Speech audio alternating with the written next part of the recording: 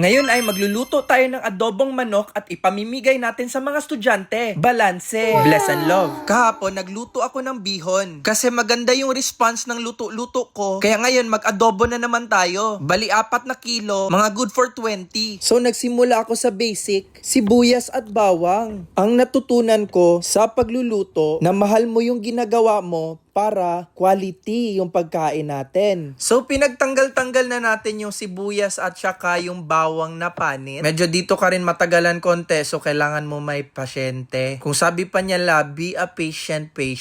Pasensya na ha, makahuwatra ka. Sunod ay pagtatanggal na natin yung mga bawang. Wa mo guna siya lami, no, kung maapil ng panit. Unsa man maingon ni mo, brother, na nagaya-gaya na daw ka sa mga cooking, mga videos. Wa na daw kay original content, brother. Nanjawa na, unsa day pasabutan ni nadin ni copyright ni magluto-luto day. Gusto day no maghatag bay kay parabutan ta tanawon. Kay bisan biyaan ta ni sister kabaw gyapon ta magluto kay magutom ta bay, mabuang ta bay, madisbalanse lagi gyud ang matrix. Tapos ambot lang unsay style ninyo pag slice og bawang, pero maora man gyapon natong purpose, di ba? Inipiso na to na siya. So mao ni akong style bay.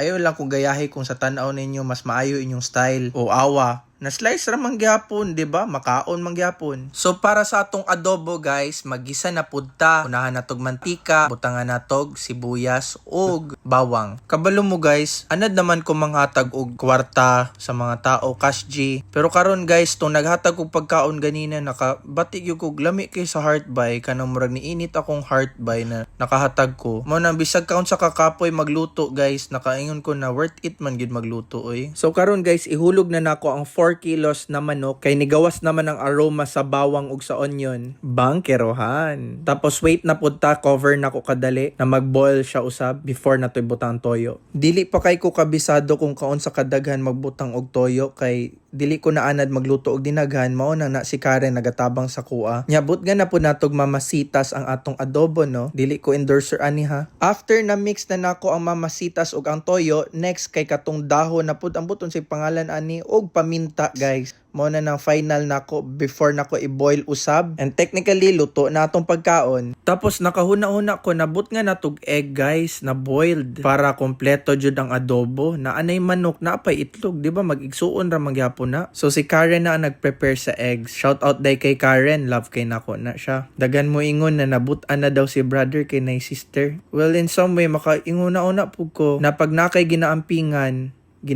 po nimo mo sarili. Balanse, achichi, atik man ka, brother, ay pala utog man ka. Ang sister mangyapon ka. Nga naman dahil sister ako, ay okay ra na. Basta mo sugod si sister. Ta! Love you ka. So lastly, guys, i-mix na natin yung egg na boiled sa adobo. Boom! Yan, final na. I-ready na natin yung mga plato. So yan muna yung second choice ko. Sabi ko yung clear na plastic pero baka masira yung environment. Ito mas healthy. I-balance na natin yan each. Di go gitipid yung manok, guys. Ina-sprinkle pa ng toyo sauce sa rice. May itlog pa kasama. Magkano na yan, bay? Magbili ka yan sa karinderiya.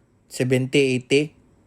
Benta, bigay natin yan, brother. Magpasalamat ako sa Buenas at saka sa trabaho ko. Maka-afford tayo ba na magbigay rin tayo ng blessings. Good vibes ra pag yun. Lifestyle ba, manifest. Ayan na, guys, natapos ko na talaga kompleto ang pagkain. So i-repack na lang natin. And then ngayon, dadala lang tayo ng motor para maghatid, para makatipid. Nakabili pala ako ng bagong motor para pang balanse, para makaangkas si sister. At naabot na rin kami sa destinasyon namin na balanse. Dito puro estudyante. Para naman makatipid sila sa mga allowance sila, bigyan natin ng pagkain. Na-shock sila, wala sila naanad na hatagan. Okay lang po yan po, malinis po yan. Si brother po gumawa niyan. Respetado yan. So inuna ko muna yung mga grade school. Sa sunod na naman, bibigay tayo ng mas madami pa sana pag mabless pa tayo. Ako bahala sa inyo. Salamat sa pagnunood at sana may natutunan ka sa pagluto dito sa video na to. As always mga ka-brother, bless and love!